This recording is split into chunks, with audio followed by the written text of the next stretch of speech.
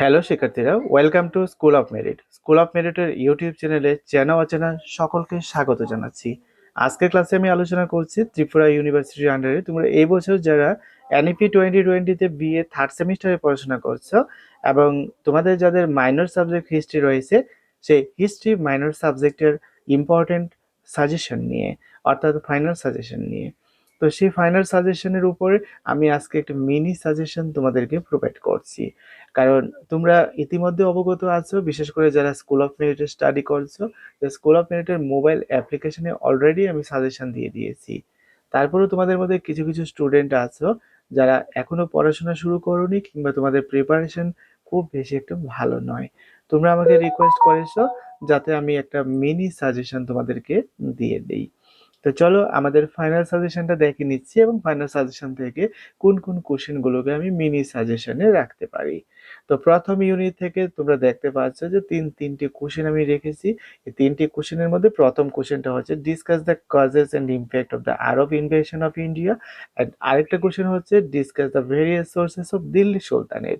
যদিও আলাউদ্দিন খিলজির উপরে আমি আরেকটা কোশ্চেন রেখেছিলাম, কিন্তু তোমাদের তিনটা কোশ্চেন পড়তে হবে না। প্রথম দুইটা কোশ্চেন যদি তোমরা পরীক্ষার জন্য প্রিপারেশন নাও, তাহলে 100% তোমাদের এই দুইটা থেকে পরীক্ষাতে কমন পড়ে যাবে। এবার চলো আমরা দেখে নিয়েছি যে ইউনিট 2 থেকে তোমাদের কোন কোশ্চেনটা দিয়েছি।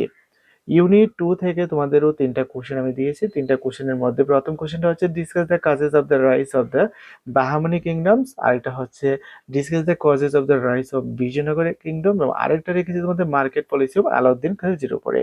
তো এখান থেকেও আমি তোমাদেরকে দুইটা মোস্ট ইম্পর্টেন্ট প্রশ্ন দিয়েছি, যে দুইটা প্রশ্ন পড়লে তোমাদের পরীক্ষাতে কমন পড়ে যেতে পারে।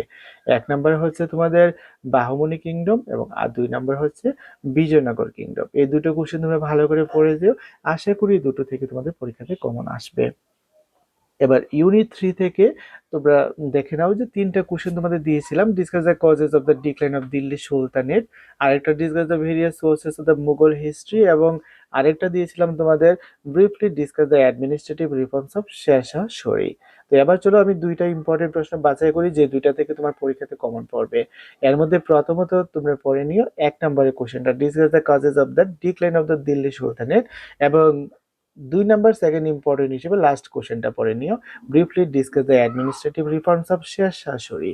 এই দুইটা কোশ্চেন পড়লে এই দুটো থেকে 100% শিওর তোমাদের পরীক্ষাতে কমন আসবে। এবার চলো ইউনিট 4টা দেখে নিচ্ছি। ইউনিট 4এও তোমাদের আমি তিনটা কোশ্চেন দিয়েছিলাম। একটা দিয়েছিলাম সুফিজমের উপরে, অর্থাৎ সুফিবাদের উপরে, আরেকটা কোশ্চেন তোমাদের দিয়েছি ভক্তি মুভমেন্টের উপরে, এবং আরেকটা দিয়েছিলাম briefly the cause of the decline of the Mughal empire. যদিও তিনটা প্রশ্নই মোস্ট মোস্ট ইম্পর্টেন্ট, এর মধ্যে 3 নম্বরের প্রশ্নটা পরীক্ষাতে আসার সম্ভাবনা খুব খুব বেশি রয়েছে। কিন্তু 3 নম্বরের প্রশ্নের সাথে তুমি 1 2 এখান থেকে যে কোনো একটা মন গড়া মতো চুজ করলেই হবে না। তার জন্য আমি বলছি, যারা তিনটি কোশ্চেন পড়বে তিনটা কোশ্চেন পড়াটাই ঠিক। আর যারা দুইটা কোশ্চেন চাইছো, 3 নাম্বারটা না পড়ে তোমরা 1 নাম্বার এবং 2 নাম্বার পড়ে নিও, অর্থাৎ সুফিজম এবং ভক্তি মুভমেন্ট, এই দুটো থেকে একটা কোশ্চেন তোমাদের পরীক্ষাতে আসার সম্ভাবনা খুব খুব বেশি রয়েছে। আশা করি এই কোশ্চেনগুলো থেকে তোমাদের পরীক্ষাতে কমন পড়বে। তবে সাজেশন মানে হচ্ছে সম্ভাব্য কোশ্চেন। সাজেশন কথার অর্থ এই না যে এই সাজেশন থেকে 100% পরীক্ষাতে কমন আসবে। তবে বিগত বছরে কোনো সময় এমন হয়নি যে সাজেশন দিয়েছি আর পরীক্ষায় কমন পড়েনি। তার জন্য এবারও আশা করছি যে সাজেশন থেকে তোমাদের 100% কমন পড়বে। কমন পড়ুক এবং প্রত্যেকের পরীক্ষা ভালো হোক, এই প্রত্যাশা রাখছি।